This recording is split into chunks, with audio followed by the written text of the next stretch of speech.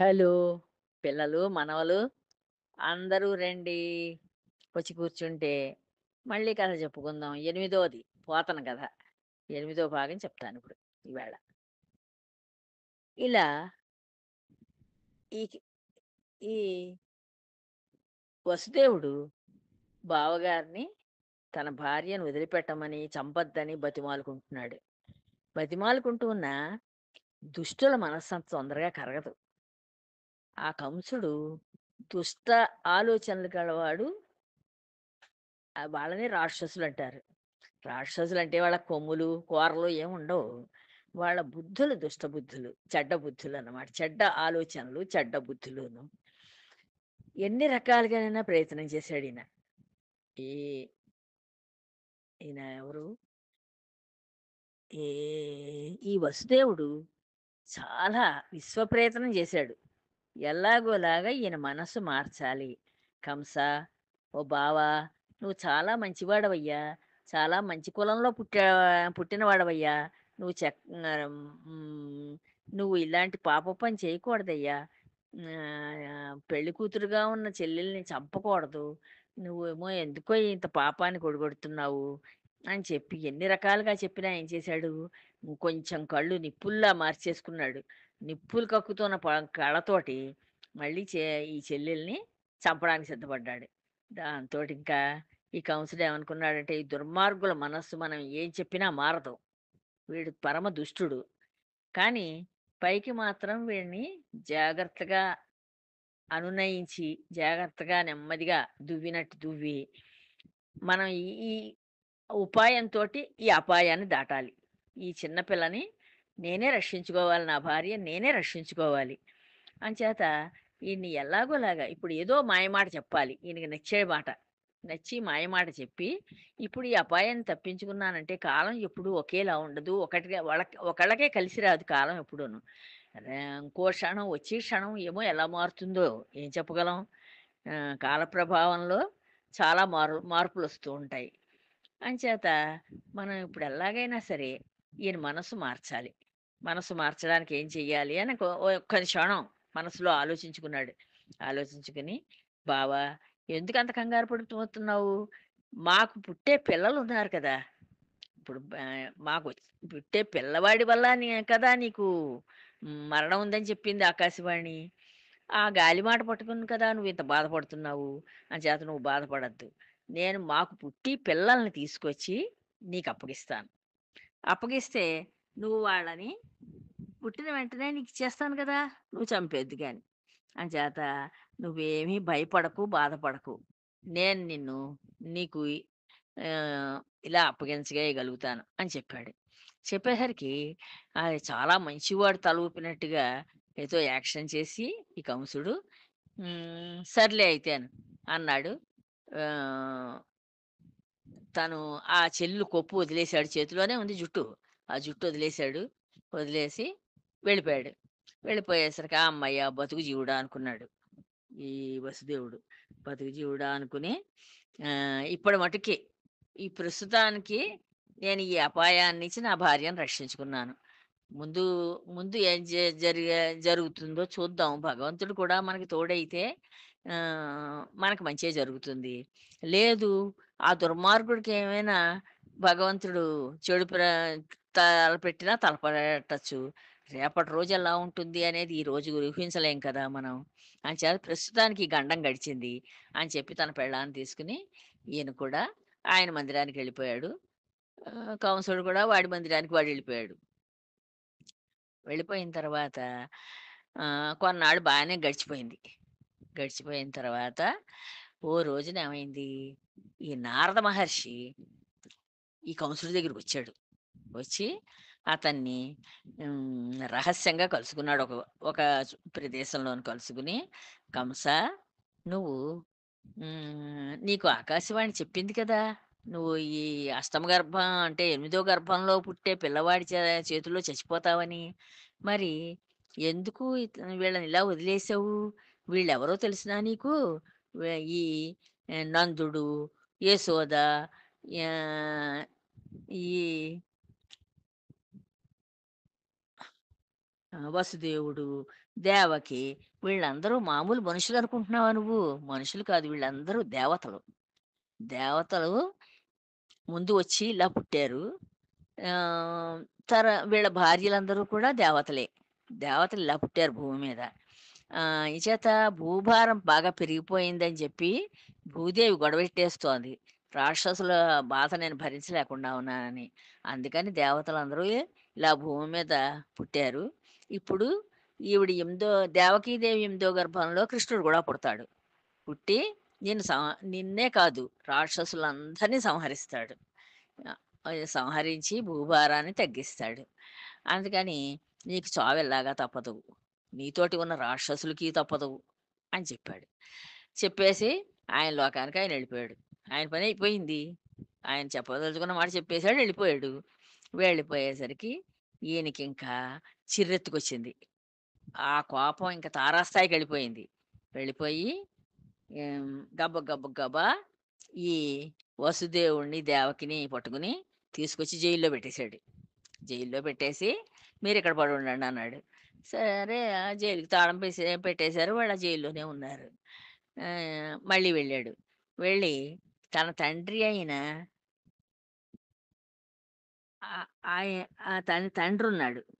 ఆ తండ్రిని ఆయన రాజ్యాన్ని లాగేసుకుని ఆయన్ని కూడా చెరలో పెట్టేశాడు. చెరలో పెట్టేసి ఆహ్, ఆహ్, ఆహ్, ఇంకో రాజ్యం ఉంది.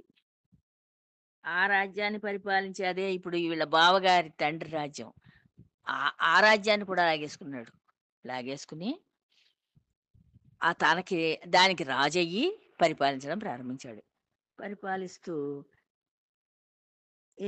ఈ రాక్షసుల బుద్ధులు ఉన్న వాళ్ళకే వాళ్ళకి ఇంకా పరాభేదం ఏమి ఉండదు.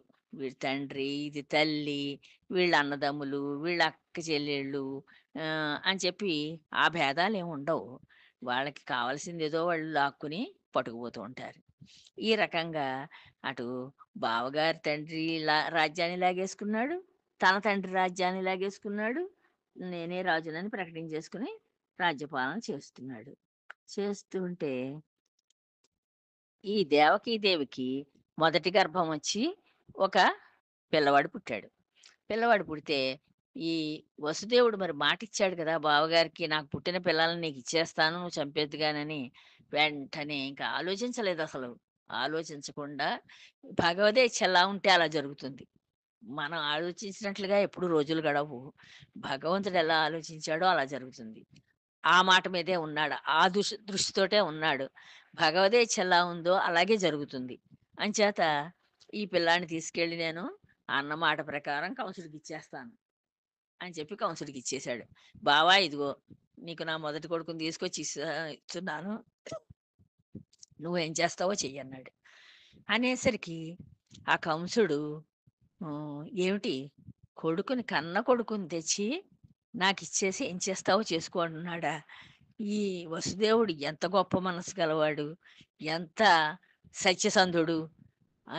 అదే మరోహళ్ళైతే అప్పుడేదో అన్నాను కానీ, ఇప్పుడు నా కొడుకుని నీకెందుకిస్తాను అని దెబ్బలాడతారు. కానీ ఆయనంతటా ఆయనే తన కొడుకుని తీసుకొచ్చి నాకప్పగించి, నువ్వేం చేసుకుంటావో చేసుకో అంటున్నాడు. ఎంత ధీరుడు! ఆ! ఎంత మనోధైర్యం కలవాడు.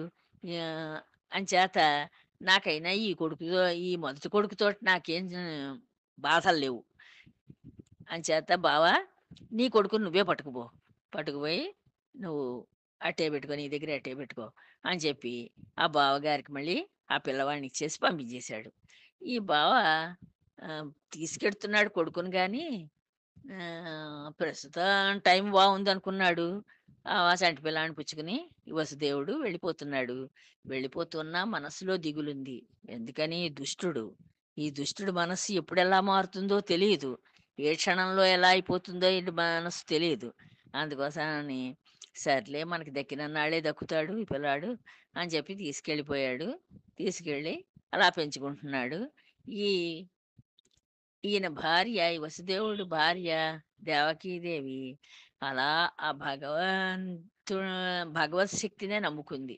నమ్ముకుని అలా ఆ భగవత్ శక్తి, ఆ భగవంతుడిని, ఆ శక్తి స్వరూపులనందరినీ అలా ప్రార్థించుకుంటూ ఆ జైల్లో గడుపుకుంటోంది కదా! ఆ భగవత్ శక్తి మూలాన్ని ఈవిడికి ఏడాదికొక అబ్బాయి, ఒక మగపిల్లాడు. మొత్తం 8 సంవత్సరాల్లో 8 మంది మగపిల్లలు, ఒక ఆడపిల్ల కూడా పుట్టారు. పుట్టేసరికి ఎప్పుడైతే ఈ నారదుడొచ్చి వీళ్ళందరూ కూడా హ్మ్. బాణుడు, వీళ్ళల్లో భౌముడు, చాణూరుడు, ముష్టికుడు, పూతన ఇలా చాలామంది రాక్షసుల్ని తనకు అనుచరులుగా చేసుకున్నాడు. రాజ్య రాజ్యపాలన ప్రారంభించాడు కదా! ప్రారంభించి ఈ రాక్షసులనందరినీ తనకు అనుచరులుగా చేసుకుని, ఈ యాదవుల మీదకి యుద్ధానికెళ్ళి, ఈ యాదవులనందరినీ ఓడించేశాడు. ఓడించేసి వాళ్ళ భార్యలనందరినీ, అంటే వసుదేవుడు భార్యలున్నారు బోలెడుమంది. వాళ్ళు రాజులు ఎక్కువ మంది భార్యలను చేసుకుంటూ ఉండేవారు. వాళ్ళు ఒకతే కాదు. ఆ భార్యలనందరినీ చెరలో పెట్టేశాడు. చెరలో పెట్టేసి ఆహ్, వీళ్ళందరినీ బాధిస్తూ ఉంటే వాళ్ళేం చేశారు, వాళ్ళక్కడి నుంచి వెళ్ళిపోయి వేరే రాజ్యాల్లో తలదాచుకున్నారు. కొంతమంది ఎక్కడికి పోతాంలే అని చెప్పి ఈ కంసుడి దగ్గరే వాడి రాజ్యంలోనే తలదాచుకుంటూ కొంతమంది బతుకుతున్నారు. ఇలా ఇలా గడుస్తున్నాయి రోజులు. తరువాత ఈ దేవకీదేవికి ఆరుగురు పిల్లలు పుట్టారు, కొడుకులు. ఆరుగురు కొడుకులు కూడా వీళ్ళ దగ్గరే ఉన్నారు. తల్లిదండ్రుల దగ్గరే ఉన్నారు. ఉండేసరికి ఈ కౌన్సిలర్ ఏం చేశాడు, వీళ్ళు కూడా విష్ణుమాయతోటి పుట్టిన వాళ్ళే. అంచేత వీళ్ళని ఇంక అట్టే పెట్టకూడదు. ఆయన నారదుడు వచ్చి చెప్పాడు కదా! అంచేత వీళ్ళని కూడా చంపేద్దామని ఈ ఆరుగురు మగ పిల్లల్ని చంపేశాడు. చంపేసరికి అప్పుడు ఆహ్, ఆహ్, విష్ణువు అప్పుడు విష్ణువు ఆదిశేషుడి అవతారమైన ఆ శేషావతారం, అంటే మ ఆహ్, ఆయన విష్ణువు పక్క కింద అమిరు ఉంటాడు కదా! శేషుడు. ఆయన ఈ కూడా అవతారం ఎత్తుతాడు. ఇప్పుడు ప్రస్తుతం దేవకీదేవి కడుపులో ఏడో గర్భంగా ఉన్నాడాయన. ఆయన ప్రవేశించి ఉన్నాడు. అంచేత ఓ ఆహ్, శక్తి స్వరూపిణి, నువ్వు నువ్వు ఈ దేవకిదేవిలో కడుపులో ఉన్న బిడ్డను తీసి అక్కడ రేపల్లెలో నందుడి దగ్గర ఉంటోంది. ఈ వసుదేవుడి భార్య ఇంకొక ఆవిడ. చాలామందిని ఆయన చెరలో పెట్టేశాడు. కానీ రోహిణి అనే ఆవిడ ఈ వసుదేవుడి దగ్గర, ఆయన వసుదేవుడు కాదు ఆయన, యస్ నందుడి దగ్గర ఉంటోంది నందరాజ్యంలోను. అంచేత నువ్వు వెళ్ళి ఈ ఈ రో ఈ దేవకీదేవి గర్భంలో ఉన్న శేషుణ్ణి జాగ్రత్తగా బయటికి తీసి నువ్వు ఆ రోహిణి గర్భంలో ప్రవేశపెడితే నేను మళ్ళీ ఈ దేవకీదేవి గర్భంలో 8వ గర్భం కింద ప్రవేశించి నేను ఇక్కడ పుడతాను. నువ్వు ఆ ఆ శేషుడు ఏడో వాడి కింద అక్కడ పుడతాడు. పుట్టిన తర్వాత నువ్వు మళ్ళీ దేవకీదేవికి నువ్వు మళ్ళీ ఆ రోహిణి నందుడి భార్యకి నువ్వు ఆడపిల్లగా పుడుతుగానక్కడ అని చెప్పాడు యోగమాయని పిలిచి ఈ విష్ణుమూర్తి. ఆవిడ సరేనని చెప్పి అలాగే చేసింది. ఆయన ఎలా చెప్పారో అలాగా ఈ దేవకీదేవి గర్భంలో ఉన్న శేషుడిని తీసి ఆ నంద నందుడి దగ్గర ఉన్న రోహిణి గర్భంలో ప్రవేశపెట్టింది. ఈ కృష్ణుడేమో 8వ గర్భం కింద దేవకీదేవి కడుపులో చేరాడు. ఇది అయిన తర్వాత అప్పుడు బలరాముడు పుట్టాడు అక్కడ. బలరాముడు పుట్టిన తర్వాత మళ్ళీ ఈ ఈ యోగమాయాశక్తి ఒక ఆడపిల్ల కింద ఆ నందుడి భార్యకి యశోదకి పుట్టింది ఆడపిల్ల కింద. అది కథ. మళ్ళీ మిగతా కథ తర్వాత చెప్పుకుందాం పిల్లలు. ఉంటాను. జై శ్రీరామ్.